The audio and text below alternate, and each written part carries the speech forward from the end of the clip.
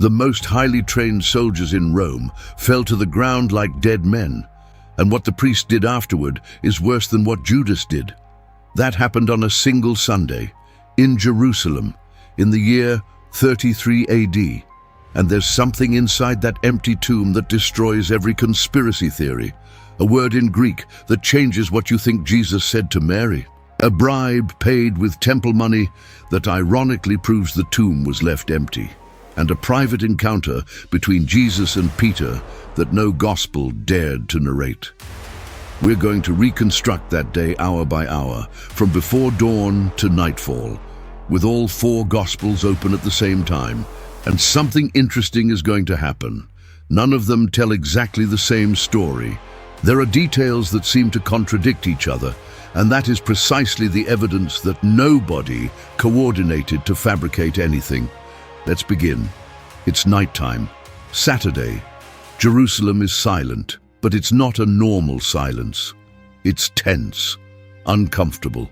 The noisiest city in the Middle East is mute. It's the Sabbath during Passover week, what the rabbis called Shabbat Hagadol. John 19:31 confirms it. That day of rest was of great solemnity, a doubly sacred Sabbath. And to understand what that means, you need to see Jerusalem as it was. According to historian Joachim Jeremias, the city had between 20 and 30,000 inhabitants. But during Passover, that number multiplied by 6, over 180,000 people by the most conservative estimates. Improvised tents covered every hillside. Alfred Edersheim describes impassable streets, bridges repaired weeks in advance to withstand the flood of people. Animals for sacrifice filled the pens. The smell was incense, animal blood, sweat, and baked bread. All of this in accordance with Numbers 19:16, which required whitewashing tombs near roads to prevent ritual impurity. In the midst of that frenzy, on the preceding Friday, Rome had publicly executed a man whom half of Jerusalem had welcomed with palm branches 5 days earlier.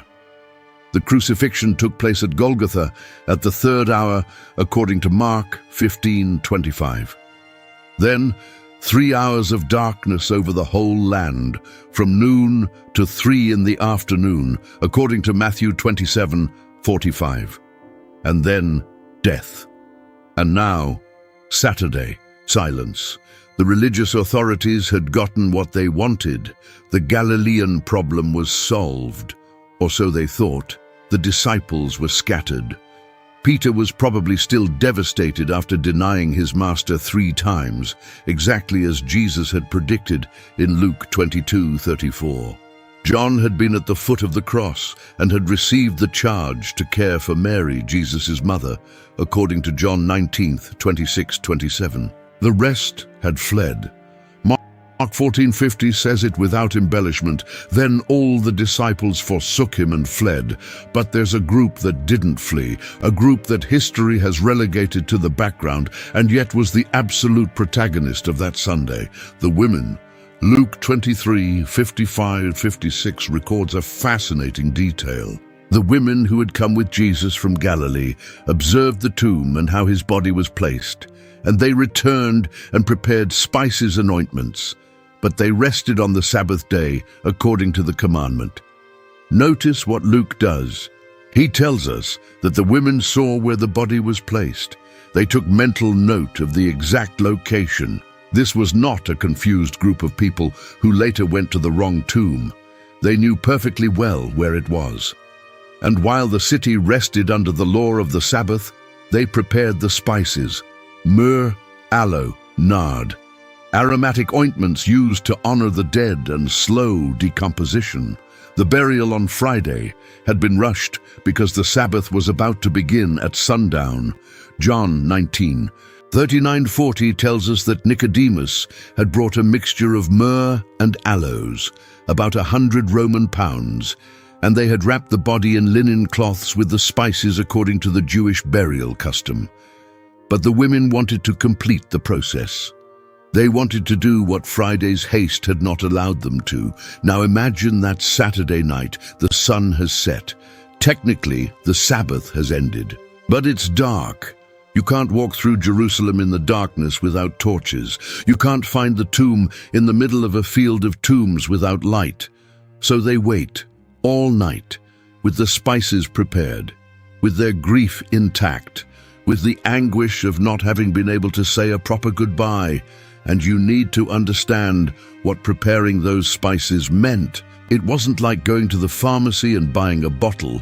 Myrrh came as dried resin that had to be ground into powder. Aloe was extracted from the plant and mixed with oils. Nard, the most expensive perfume in the ancient world, was imported from India and cost the equivalent of a year's wages for a worker. These women weren't preparing a symbolic gesture. They were investing everything they had to honor a dead man, a man the world had discarded as an executed criminal. Mark 16:1 identifies who they were: Mary Magdalene, Mary the mother of James, and Salome. Luke 24:10 adds Joanna. There were at least 4 women, possibly more, and all of them had come from Galilee, more than 120 kilometers to the north, following Jesus throughout his entire ministry. Luke 8:13 confirms that this group of women served Jesus and the 12 with their possessions. They were the ones financing the movement, the ones who cooked, the ones who organized the logistics, and now they were the only ones who dared approach the tomb of a man condemned by Rome. Because approaching that tomb wasn't just an act of love, it was an act of risk. If the Jewish leaders had managed to get Rome to execute Jesus, anyone publicly associated with him was in danger. The disciples knew this. That's why they were hiding. But these women walked anyway. And what they don't know is that, while they wait for dawn, something has already happened. Matthew 28:2-4 is the only gospel that records the exact moment. There was a great earthquake, for an angel of the Lord descending from heaven and coming forward rolled back the stone and sat on it. His appearance was like lightning, and his clothing white as snow.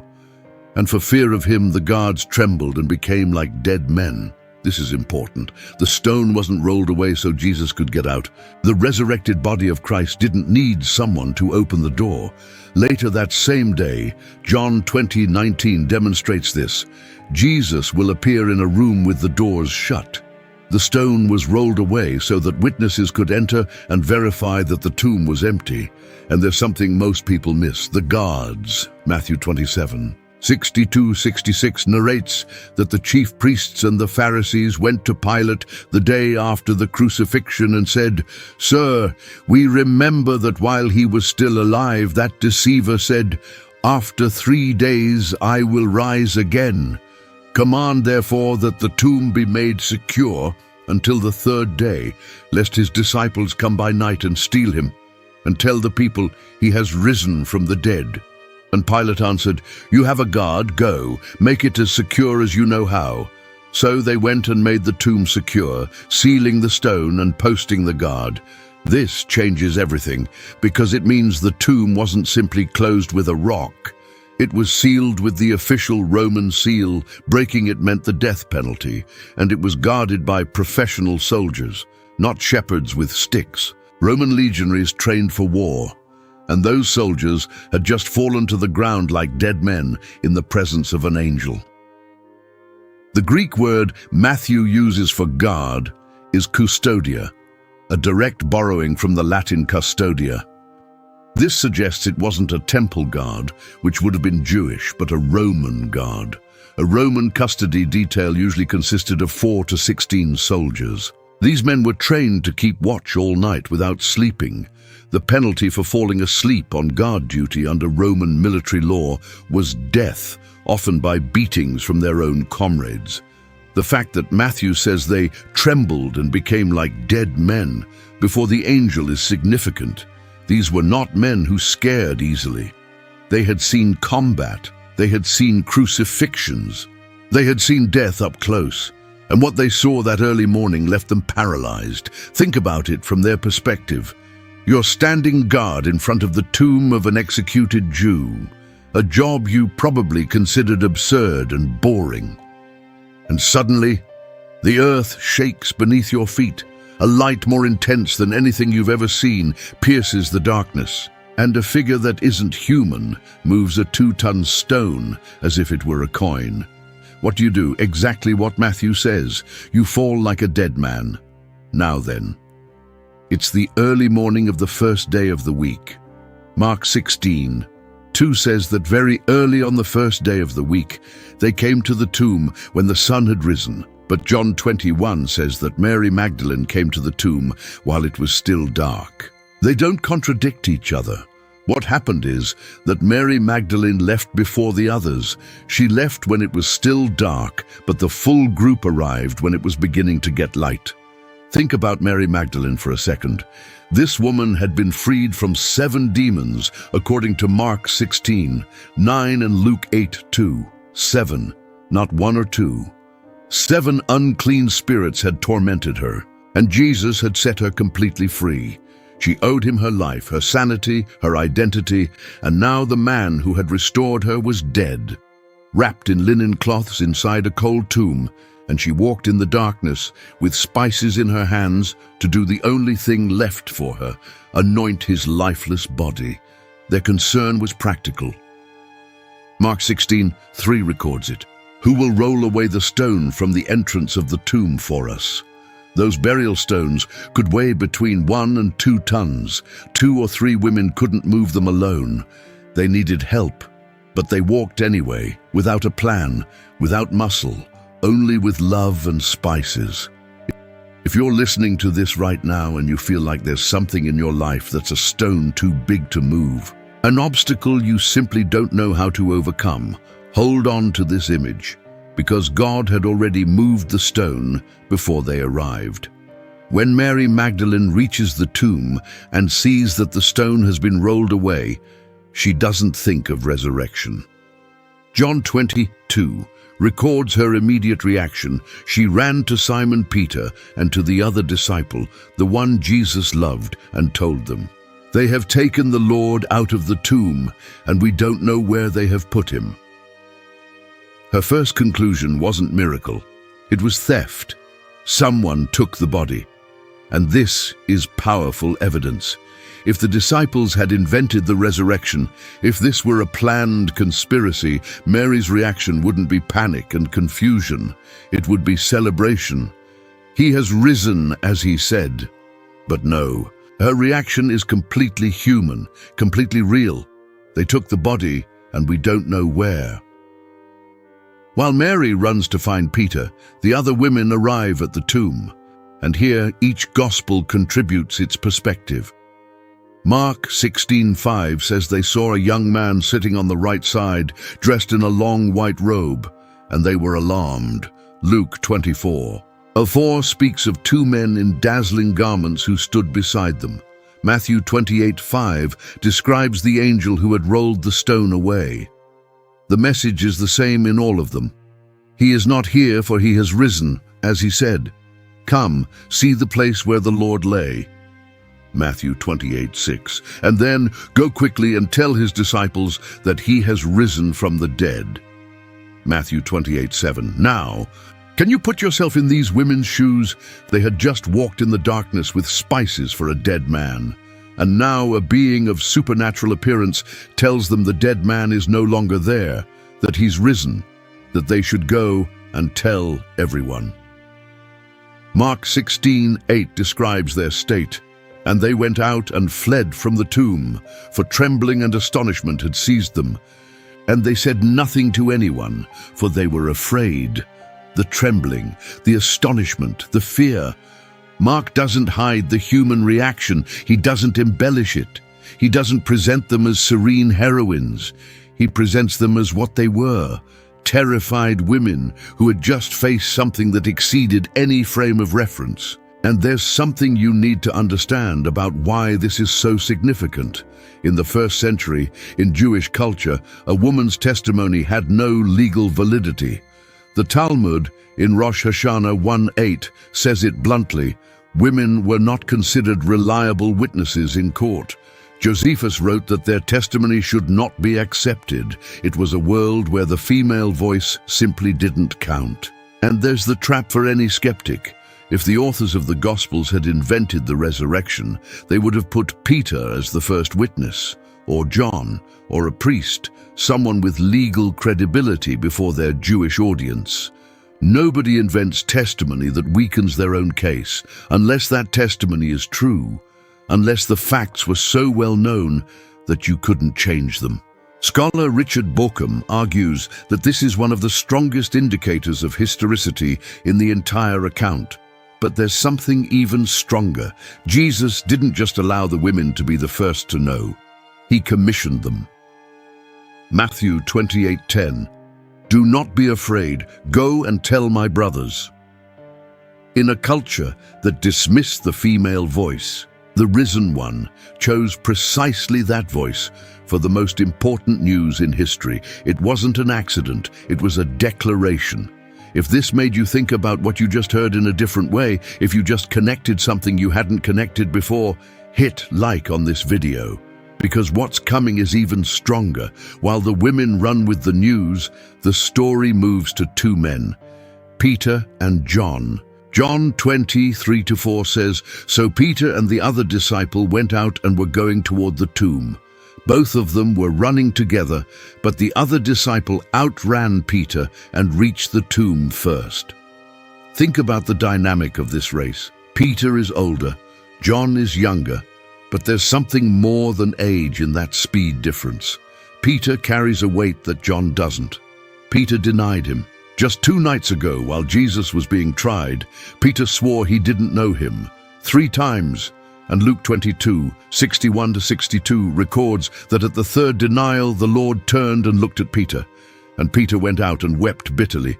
That look haunts him.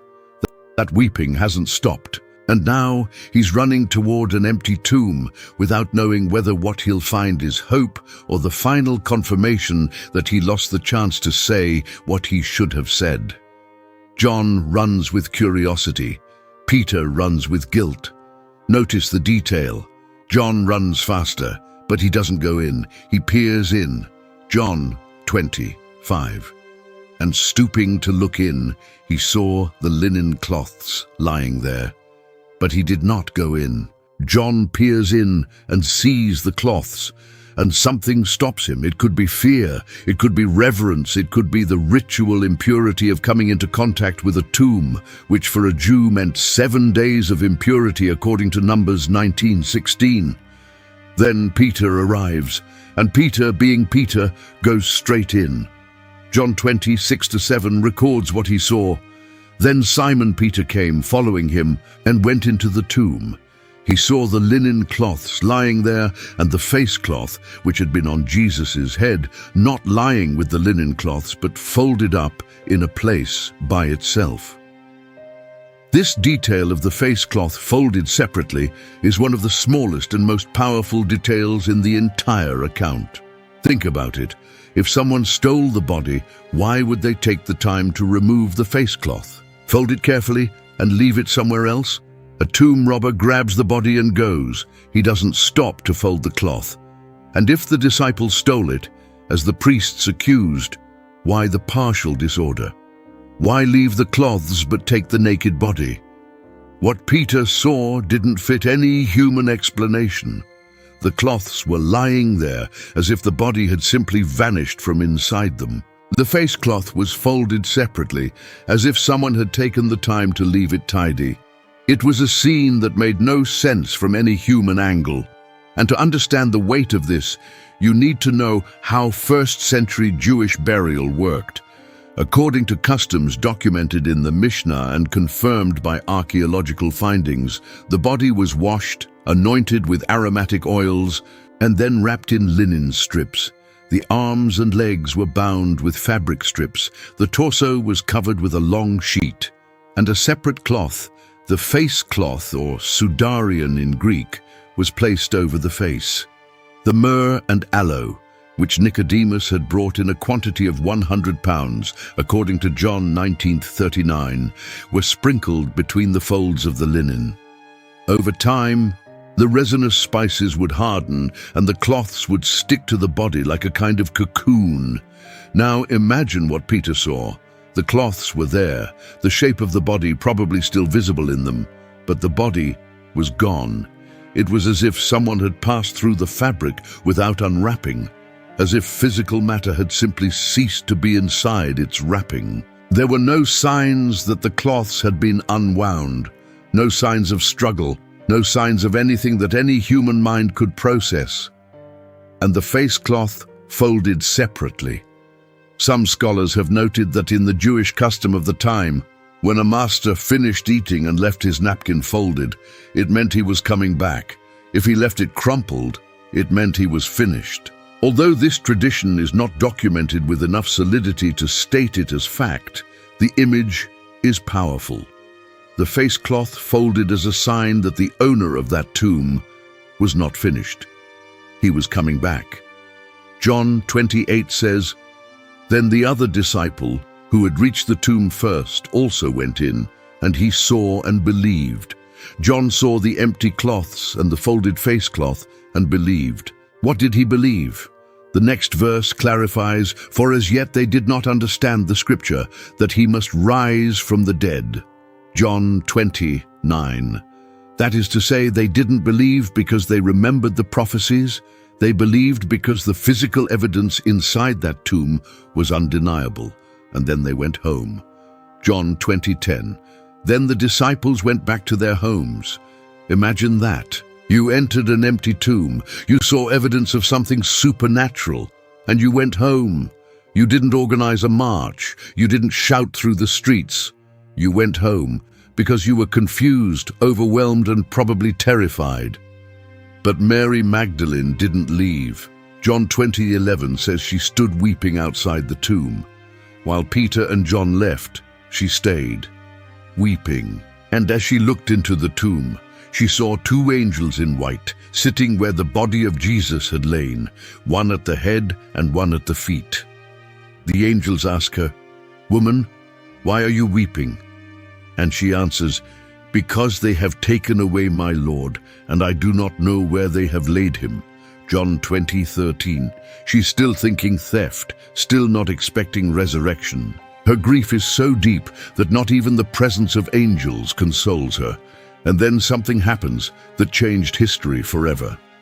John 20:14-16. Having said this, she turned around and saw Jesus standing there, but she did not know that it was Jesus. Jesus said to her, "Woman, why are you weeping? Whom are you seeking?" Supposing him to be the gardener, she said to him, "Sir, if you have carried him away, tell me where you have laid him, and I will take him away." Jesus said to her, "Mary." She turned and said to him in Aramaic, "Rabboni," which means teacher. A single word, her name, Mary. And with that word, she recognizes him. She didn't recognize him by his appearance. She didn't recognize him by his clothing. She recognized him by the way he said her name, because only one person in the universe said her name that way. Only Jesus called her like that. Only he knew her so deeply that the sound of her name in his mouth was unmistakable. In John 10:3, Jesus had said, "The sheep hear his voice, and he calls his own sheep by name." Not by category, not by group, by name. And Mary, in that garden, in that dawn, heard her name and knew she was alive again, not because death had touched her, but because without him she had been dead while living since Friday. Rabbinic tradition taught that God knows each person by name. Isaiah 43:1 says, "But now thus says the Lord, He who created you, O Jacob, He who formed you, O Israel, fear not, for I have redeemed you. I have called you by name, you are mine." Ubil.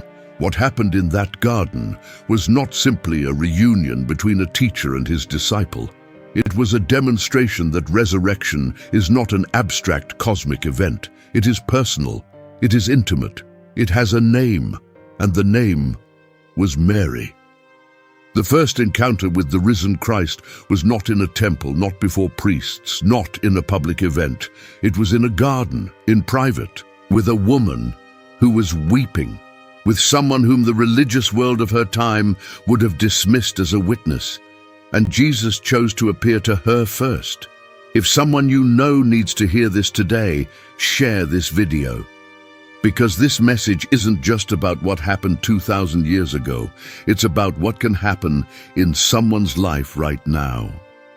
John 20:17 records what Jesus told her next. "Do not cling to me, for I have not yet ascended to the Father, but go to my brothers and say to them, I am ascending to my Father and your Father, to my God and your God." That phrase, "do not touch me," or "do not cling to me," as some versions translate the Greek me mu haptu, has generated centuries of debate. The Greek verb hapto in the form it appears here doesn't just mean to touch. It means to grasp, to cling to hold on to. Jesus wasn't telling her she couldn't touch him. He was telling her not to hold on to him, not to try to keep him as he was before, because the relationship was going to change. He would no longer be the rabbi who walked alongside her on the roads of Galilee. He would be something more, something she couldn't yet comprehend. And notice the commission. Go to my brothers.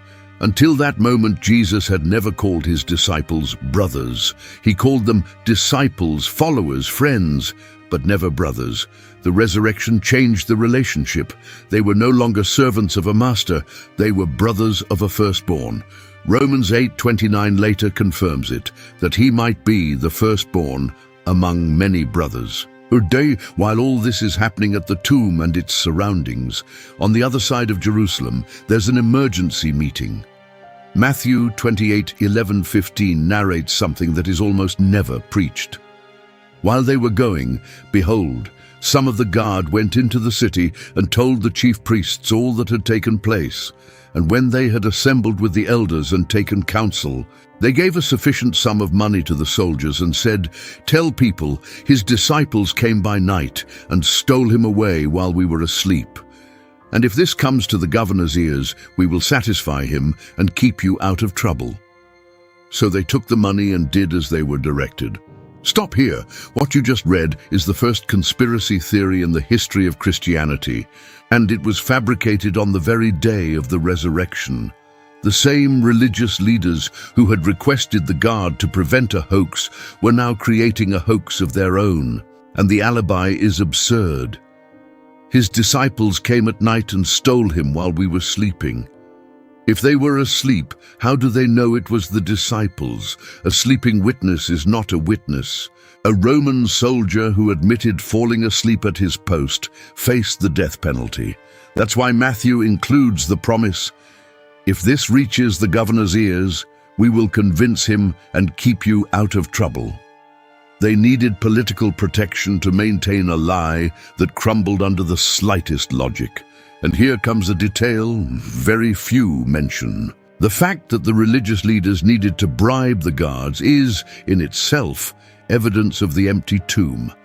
If the tomb had still been occupied, they wouldn't need any alternative story. They would have simply said, "Come and see, there's the body." The bribe only makes sense if the body was, in fact, not there. The religious world of Jerusalem had a monumental public relations problem. They had executed a man who promised to rise again. The tomb was empty, the guards were terrified, and the best they could come up with was a story that didn't withstand the slightest scrutiny. And there's something else never mentioned in Sunday sermons: the economic cost of that lie. Matthew says they gave them a sufficient sum of money. The Greek phrase is arguria hikana, literally sufficient silver. It wasn't a tip, it was a considerable amount. The priests were spending temple money, money from the people's offerings, to buy the silence of Roman soldiers. Sacred money used to finance a lie. The irony is brutal. 30 pieces of silver had bought Judas's betrayal. Now an unknown but larger sum was buying the denial of the resurrection. The religious system that presented itself as the guardian of truth had become the financier of the greatest lie in its history. And that lie worked, partially. Matthew 28:15 closes by saying, "And this story has been spread among the Jews to this day." That is, when Matthew wrote his gospel, probably between the years 60 and 70, that version was still circulating. The Jews kept saying, "The disciples stole the body." Justin Martyr, in the 2nd century, confirms that this was still the official Jewish response to the resurrection. A lie repeated for decades doesn't become truth, but it does reveal how much they feared the alternative. Subscribe to the channel if this is changing the way you see this story. Because what comes next is the scene that impacted me the most out of this entire day. Now we move forward to the afternoon. And here, Luke's account gives us one of the most cinematic scenes in the entire Bible. Luke 24:13-16. That very day, 2 of them were going to a village named Emmaus, about 7 miles from Jerusalem. And they were talking with each other about all these things that had happened. While they were talking and discussing together, Jesus himself drew near and went with them. But their eyes were kept from recognizing him. 60 stadia, approximately 11 kilometers, about 2.5 hours on foot. And for that entire walk, Jesus walks beside them and they don't recognize him. Luke says their eyes were kept. The Greek verb krateo implies that something external prevented them from recognizing him. It wasn't that Jesus was in disguise. It was that their eyes were held back, prevented from seeing what was right in front of them. Jesus asks what they're talking about, and Cleopas, one of the 2, responds with a phrase that drips total defeat. Luke 24:18-21. Are you the only visitor to Jerusalem who does not know the things that have happened there in these days? And when Jesus asks, what things? Cleopas responds, concerning Jesus of Nazareth, a man who was a prophet, mighty in deed and word before God and all the people, and how our chief priests and rulers delivered him up to be condemned to death and crucified him. But we had hoped that he was the one to redeem Israel. We had hoped, past tense, dead hope. They speak of Jesus as a closed chapter, a powerful prophet who came to a bad end, and the phrase that follows is devastating. And besides all this, it is now the 3rd day since these things happened. Luke 24:21. The 3rd day, the day Jesus had promised he would rise. And for them, that 3rd day brought no resurrection. It brought the final confirmation that everything was over. Then they mention something that has them confused. Luke 24:22-24. Moreover, some women of our company amazed us. They were at the tomb early in the morning, and when they did not find his body, they came back saying that they had even seen a vision of angels who said that he was alive. Some of those who were with us went to the tomb and found it just as the women had said, but him they did not see. They know the tomb is empty. They know the women reported angels. They know Peter and John confirmed there was no body, and still they don't believe. They have all the evidence and no faith, because evidence without revelation is not enough. And then Jesus speaks, Luke 24:25-27. And he said to them, O foolish ones and slow of heart to believe all that the prophets have spoken, was it not necessary that the Christ should suffer these things and enter into his glory? And beginning with Moses and all the prophets, he interpreted to them in all the scriptures the things concerning himself. Imagine that walk, 11 kilometers, 2.5 hours. And during all that time, the risen Christ explains to them how the entire Old Testament pointed toward what had just happened. From the Passover in Exodus, where the lamb dies so the firstborn may live. From Isaiah 53, where the suffering servant is wounded for our transgressions. From Psalm 16:10, you will not let your Holy One see corruption. From Hosea 6:2, after 2 days he will revive us. On the 3rd day he will raise us up that we may live before him. The most extraordinary Bible class in history was given by a professor his students didn't recognize on a dusty road to 2 shattered people who didn't know they were walking alongside the answer to all their questions. And there's something that completely changes this scene when you understand the geography. The road from Jerusalem to Emmaus went downhill, descending from the hills of Jerusalem toward the coastal plain. It was a rural road, flanked by olive trees and wheat fields that in April were already grown. The afternoon sun hit their backs as they walked westward, and every step took them farther from Jerusalem. Every step was a retreat. They were leaving. They were literally leaving behind the city where everything had happened, like someone walking away from a disappointment too great to face. And Jesus didn't intercept them at the city gate. He didn't stop them. He walked with them in the direction they had chosen. Even when they were going the wrong way, he joined their path. He didn't correct them first. First he accompanied them. Then he explained. There's something profoundly revealing in that. Jesus doesn't force anyone to turn back. First he walks with you, even when you're walking away. Luke records a detail that goes unnoticed. In verse 27, it says Jesus explained to them in all the scriptures the things concerning himself. The pronoun all in Greek is pasais, all the scriptures. Not a passage here and another there. The entire Old Testament, Genesis to Malachi. The promise of Eden in Genesis 3:15, where the seed of the woman would crush the head of the serpent. The substitute ram for Isaac in Genesis 22, the Passover lamb of Exodus 12, the bronze serpent lifted by Moses in Numbers 21, the suffering servant of Isaiah 53, the stricken shepherd of Zechariah 13:7, the Messiah cut off in Daniel 9:26, 2.5 hours of concentrated revelation. From the author of the text himself, explaining his own text. There is no theologian, no seminary professor, no biblical commentator who has given a comparable class, and the two students didn't even know who the professor was. And then they arrive at Emmaus. Luke 24:28-29. So they drew near to the village to which they were going. He acted as if he were going farther, but they urged him strongly, saying, "Stay with us, for it is toward evening, and the day is now far spent." Jesus doesn't impose himself. He acts as if he's going to keep walking, and they invite him, they hold him back, they ask him to stay. Luke 24:30-31. When he was at table with them, he took the bread and blessed and broke it and gave it to them, and their eyes were opened and they recognized him, and he vanished from their sight.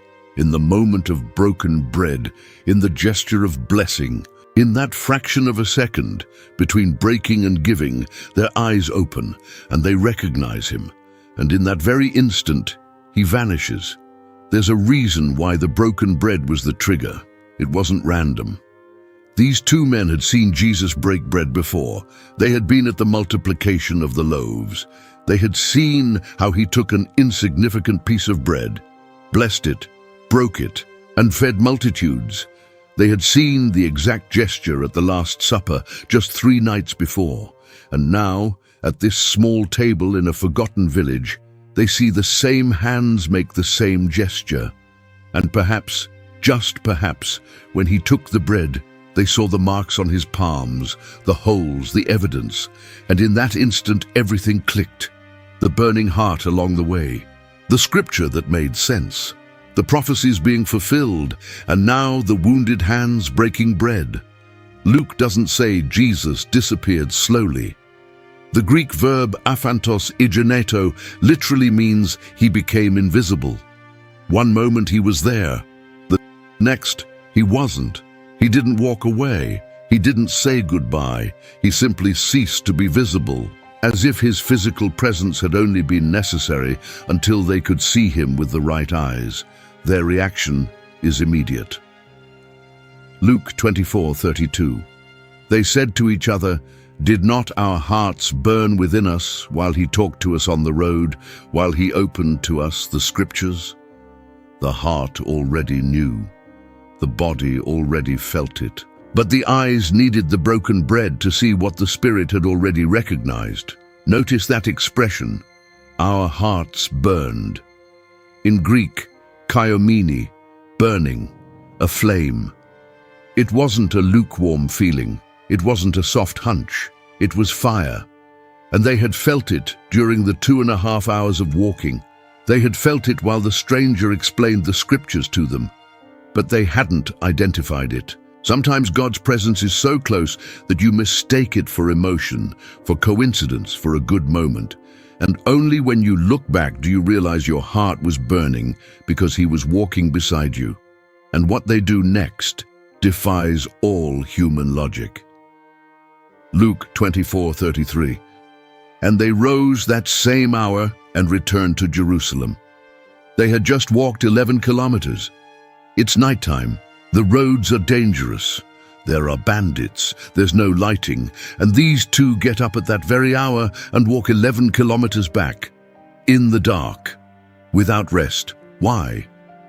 Because when you've seen the risen one, the darkness no longer stops you.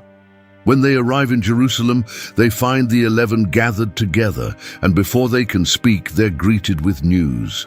The Lord has risen indeed, and has appeared to Simon. Luke 24:34. Wait, he appeared to Simon? To Peter? When? No gospel narrates that appearance in detail. Paul confirms it in 1 Corinthians 15:5, and that he appeared to Cephas, then to the 12. But the Gospels don't recount it. What we know is that at some point between the morning and the evening of that Sunday, Jesus appeared to Peter in private, alone. A conversation that no writer recorded, and that was probably the most important of all, because Peter hadn't just fled. Peter had denied him 3 times, with oaths, and now the risen one first seeks out the one who had most deeply betrayed him. Why doesn't any gospel narrate that conversation? Some scholars believe Peter himself asked that it not be recorded, that what they said to each other in that encounter was too personal, too intimate, too painful to be turned into public text. Mark, who according to early tradition wrote his gospel based on Peter's sermons, doesn't include a single line about this encounter. If Peter was his source, Peter chose to remain silent about that moment. There are things between God and a person that are not preached, that are not published, that are kept in the heart like a treasure no one else can understand. What we do know is the result. The Peter who denied Jesus beside the fire in the high priest's courtyard became the Peter who preached fearlessly before thousands at Pentecost. Something happened in that private encounter that restored not just his faith, but his identity. He wasn't just forgiven, he was rebuilt. And later, beside another fire, beside the Sea of Galilee, Jesus would complete the restoration by asking him 3 times, "Do you love me?" according to John 21:15-17. 1 question for each denial. 1 yes for each, "I don't know him." But that came later. That first encounter on Sunday was just the beginning. If right now you feel like you've failed too much, that you've strayed too far, that your denial was too great, look at what Jesus does. He doesn't wait for Peter to seek him out. He seeks Peter first, in private, without witnesses, without public humiliation.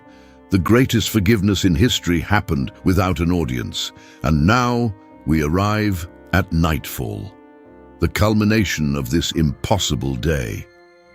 John 20:19.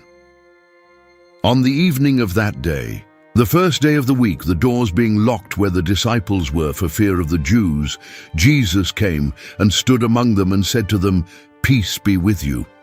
Locked doors, out of fear. Think about it. The disciples are hiding, terrified, probably expecting to be arrested themselves, and suddenly, without opening any door, Jesus is in their midst. And the first thing he says is not a rebuke. It's not, "Where were you when they crucified me?" It's not, "Why did you all run?" The first thing he says is, "Peace be with you." Shalom Aleichem, the deepest Jewish blessing, the peace that transcends circumstances. And this is not a casual greeting. In first-century Jewish culture, shalom didn't simply mean "may there be no war." It meant wholeness, completeness, total well-being.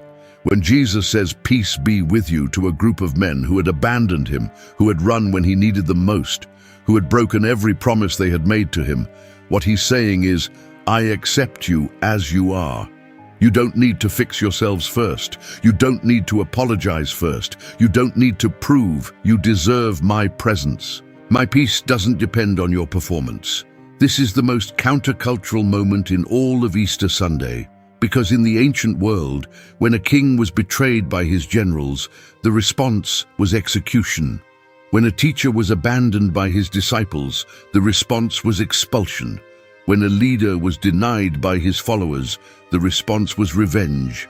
And Jesus, with all the authority of the risen one, with a body that passes through walls and that has defeated death itself, enters that room and says, peace, not justice, not punishment, not you're going to pay for this. Peace. John 20:20. When he had said this, he showed them his hands and his side. Then the disciples were glad when they saw the Lord.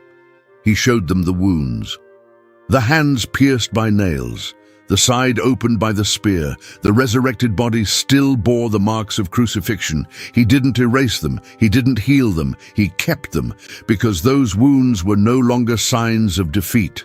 They were trophies of victory. Luke 24:36-43 adds a detail the other Gospels don't include. The disciples, terrified, thought they were seeing a ghost. And Jesus said to them, "Why are you troubled, and why do doubts arise in your hearts? See my hands and my feet, that it is I myself. Touch me and see, for a spirit does not have flesh and bones as you see that I have." And he showed them his hands and his feet. And while they still disbelieved for joy and were marveling, he said to them, "Have you anything here to eat?"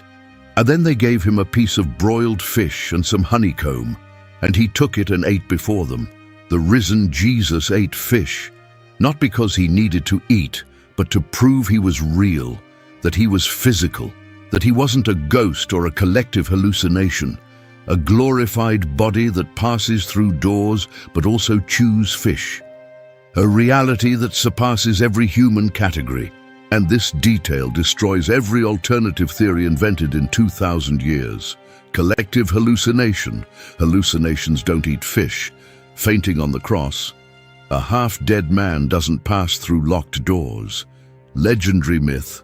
Myths don't include such mundane details as a piece of broiled fish.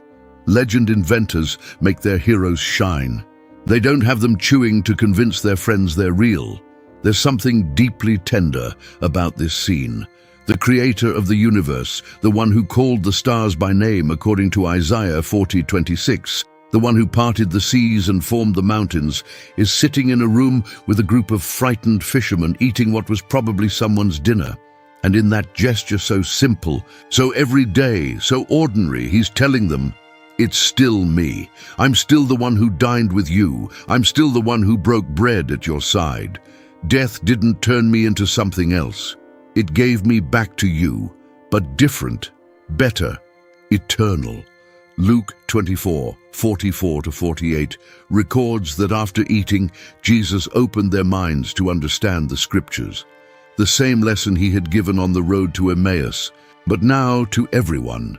And then he told them, "Thus it is written, that the Christ should suffer and on the third day rise from the dead, and that repentance for the forgiveness of sins should be proclaimed in his name to all nations, beginning from Jerusalem. You are witnesses of these things." You are witnesses, not philosophers, not theologians, not priests, witnesses. People who saw something and now tell about it. The entire Christian faith rests on the testimony of people who were in that room that night and saw the one who was dead, alive, eating fish, showing wounds, speaking of peace. And then he gives them the commission. John 20:21-23. Jesus said to them again, "Peace be with you. As the Father has sent me, even so I am sending you." And when he had said this, he breathed on them and said to them, "Receive the Holy Spirit." The same breath that created Adam in Genesis 2:7 now creates something new in the disciples. The resurrection is not just a past event. It's a commission for the future. They didn't come to witness a miracle, they came to be sent. But there's someone who wasn't there. John 20:24. Now Thomas, one of the 12, called the twin, was not with them when Jesus came. We don't know why he wasn't there. Maybe he was more scared than the others. Maybe he needed to be alone with his pain. Maybe he simply couldn't bear to be in a group that would talk about the man they had just lost. What we know is that when they told him what they had seen, his response was categorical. John 20:25. Unless I see in his hands the mark of the nails, and place my finger into the mark of the nails, and place my hand into his side, I will never believe. Thomas doesn't ask to see Jesus. He asks to touch the wounds. He demands tactile evidence. He wants to put his finger in the holes. He wants to thrust his hand into the open side. It's a demand almost grotesque in its specificity, but it is profoundly human. Because Thomas wasn't being rebellious. He was being honest. He was saying, I've seen too much pain in the last 72 hours to believe in something beautiful without proof. And the most striking thing is that Thomas wasn't asking for something irrational. He was asking for the same thing the others had already received. John 20:20 says Jesus showed his hands and side to the disciples, and they believed after seeing. Thomas was simply asking for the same evidence the others had already had. His doubt was no greater than the others' initial unbelief. The difference is that he wasn't present when the evidence was presented, and Jesus didn't reject him for it. 8 days later, he came back specifically for him. But that no longer happened on Easter Sunday. That's another story for another time. But there's something you do need to know before we finish with this day. Something about the historical impact of what happened in those 24 hours. Historians, even non-believers, recognize that something happened in Jerusalem that Sunday that transformed a group of defeated followers into an unstoppable movement. Historian N.T. Wright, in his 800-page work on the resurrection, argues that no alternative historical explanation adequately accounts for what happened afterward. The disciples had no motivation to invent a resurrection. In the Jewish world, the Messiah didn't die. A crucified Messiah was a contradiction in terms. If Jesus had died and stayed dead, the logical response would have been to seek another messianic candidate, as in fact happened with other messianic movements of the era that simply dissolved after their leader's death. But these didn't dissolve, they changed direction. They stopped looking for a political Messiah who would free Israel from Rome and began proclaiming something no Jew expected: that the Messiah had come, had died as a sacrifice, and had risen on the third day. And they were so convinced of this that they were willing to die for it. Tradition records that Peter was crucified upside down, that James was beheaded, that the others faced persecution, imprisonment, and death. People lie to obtain benefit, power, or protection. These men obtained none of the three. They only obtained suffering, and none of them recanted. Something happened that Sunday, something real, something that turned Peter, the one who denied 3 times, into the man who preached before thousands at Pentecost. Something that turned James, Jesus' brother, who according to Mark 3:21 thought he was out of his mind, into the leader of the Jerusalem church. Something that turned Saul of Tarsus, the most violent persecutor of Christians, into Paul, the most prolific missionary in history. That something has a name: resurrection. And there's one last detail I want you to take away from this day. The way each person encountered the risen one was different. Mary found him in grief, weeping alone beside a tomb. Peter found him in shame after his worst failure. The Emmaus travelers found him in confusion, walking in the wrong direction. The disciples found him in fear, locked behind closed doors. Thomas would find him in doubt, asking for tangible proof. None of them went looking for him. He went looking for all of them. And he didn't find them at their best. He found them at their worst. That is the pattern of Easter Sunday. It's not a day for people who have their faith perfectly organized. It's a day for those who weep, for those who fled, for those who denied, for those who doubt, for those who walk in the wrong direction, for those whose doors are shut out of fear. Because resurrection doesn't seek those who are ready. It seeks those who are broken. What did happen on that Sunday was enough to change the course of humanity. In less than 24 hours, all of this took place. An earthquake moved a sealed stone. Roman soldiers fell like dead men. A woman recognized the risen one by the sound of her name. 2 travelers recognized him at the breaking of bread. Peter received forgiveness in secret. 11 terrified men encountered peace in a locked room. And the religious leaders invented the first organized lie of the Christian era. And all of this happened in a city that had no idea what had just taken place within its walls. Jerusalem continued celebrating Passover. Pilgrims continued buying lambs in the market. Romans continued patrolling the streets. Priests continued offering sacrifices in the temple. And inside a rock-hewn tomb, the linen cloths lay empty, and a face cloth was carefully folded to one side. The world didn't know it that day, but that day changed everything. Because what began with a few frightened women carrying spices in the darkness became the greatest movement in human history. Without an army, without money, without political power, only with the testimony of people who had seen the one who was dead, alive. 1 Corinthians 15, 3-6, written by Paul barely 20 years later, records the oldest formula of the Christian faith. That Christ died for our sins in accordance with the Scriptures, that he was buried, that he was raised on the 3rd day in accordance with the Scriptures, and that he appeared to Cephas, then to the 12. Then he appeared to more than 500 brothers at one time, most of whom are still alive. Most of whom are still alive. Paul is saying, if you don't believe me, go ask them. The witnesses are still living, verifiable, confrontable.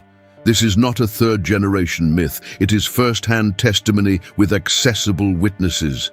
That Sunday in Jerusalem was not a fairy tale. It was a day of confusion, fear, tears, running, locked doors, bribes, walks in the darkness, and broiled fish eaten by a man who had been dead. It was messy. It was chaotic. It was completely human. And that's why it was completely real. The tomb is still empty, the face cloth is still folded, and the invitation is still open.